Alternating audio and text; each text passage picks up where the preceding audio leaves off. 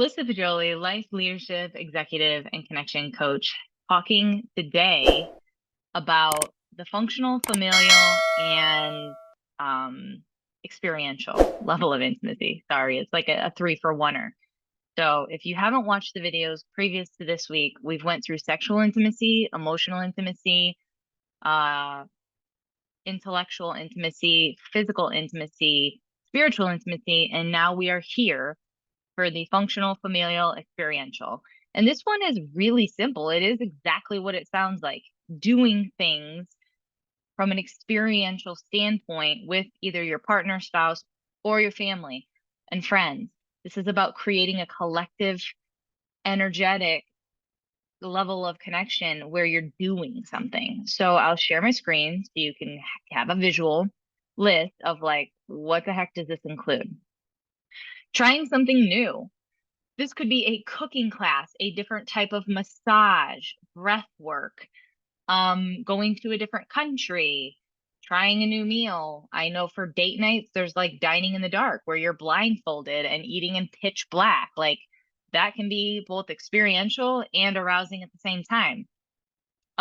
For kids, and this newness could be going and doing a holiday thing, or if there's a different event in a different location that's in a driving distance, getting the family out and going and doing something different. Maybe it's a ropes course, maybe it's roller coasters, maybe it's something as simple as like going to a different park, making a meal together, going on a walk together, traveling, knowing each other's daily rhythms and or preferences.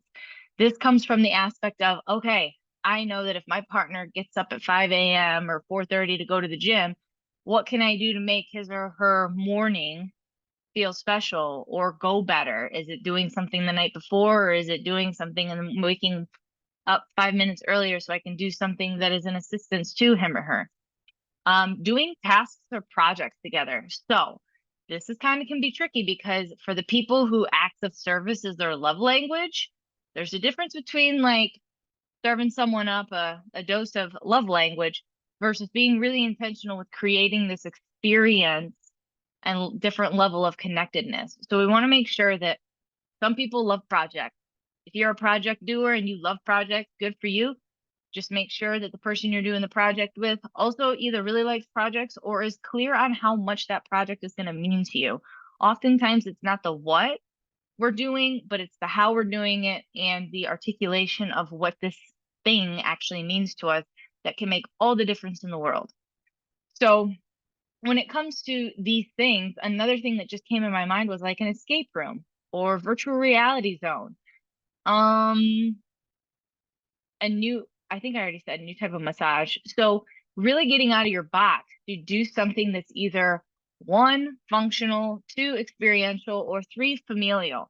This is where you get to get really creative, especially if you have kids too. I know that some of the most successful families have a very intentional weekly thing they do, but they rotate it. So it's not every Friday we're having Friday night movie night, but maybe the first Friday of the month we're gonna have a movie night. The second Friday of the month, we're gonna do a cooking class. The third Friday of the month, you are gonna have sleepovers or have friends over.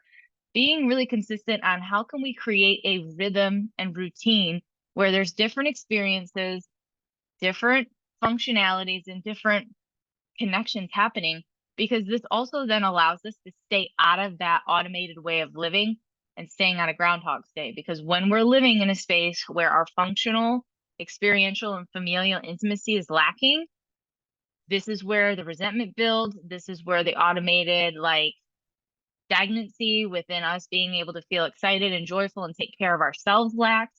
We just become more contractive and less happy, less joyful, and certainly less playful. So take this one, analyze it on a scale from 1 to 5. How important is it for you?